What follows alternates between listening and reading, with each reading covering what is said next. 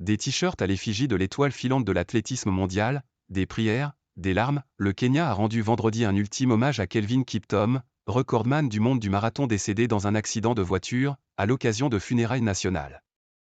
Le chef de l'État William Ruto et le président de la Fédération internationale d'athlétisme Sébastien Seo ont fait le déplacement pour ses obsèques à Chepkorio, dans la vallée du Rift, ouest, où Kelvin Kiptum est né, a grandi et est mort.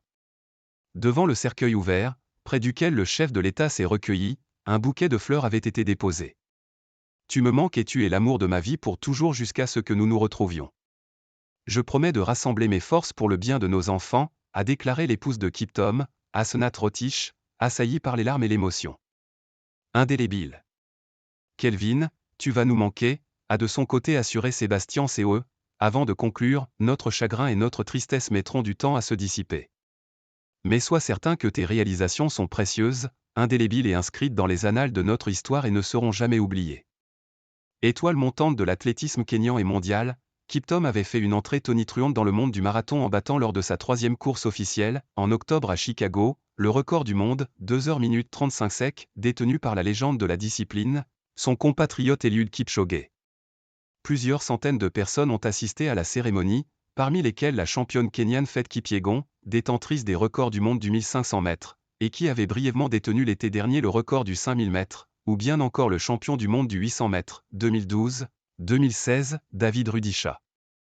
Des athlètes, la plupart vêtus de maillots à l'effigie du marathonien, se sont agenouillés et ont brièvement prié, avant de lancer des pétales de rose sur le cercueil.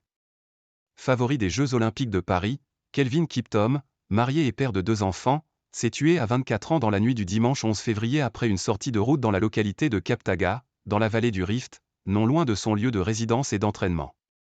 Son entraîneur, le Rwandais Gervais Hakizimana, 36 ans, également à bord, a aussi été tué sur le coup. Entrée tonitruante.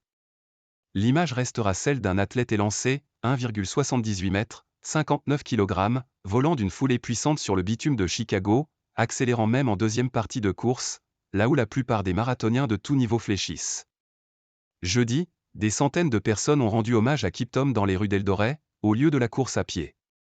Leur passage devant le cercueil du marathonien a été accompagné de chants, ou d'un silence respectueux. À l'automne, l'athlète avait annoncé qu'il allait tenter de devenir, à l'occasion de la course de Rotterdam le 14 avril, le premier homme à courir un marathon officiel sous les 2 heures.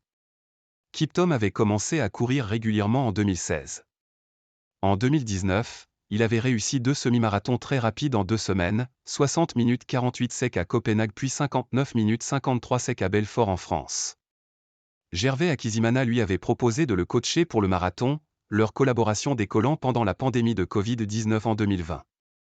Selon un médecin légiste, Kelvin Kiptum, dont les analyses toxicologiques sont toujours en cours, est mort à la suite de graves blessures à la tête.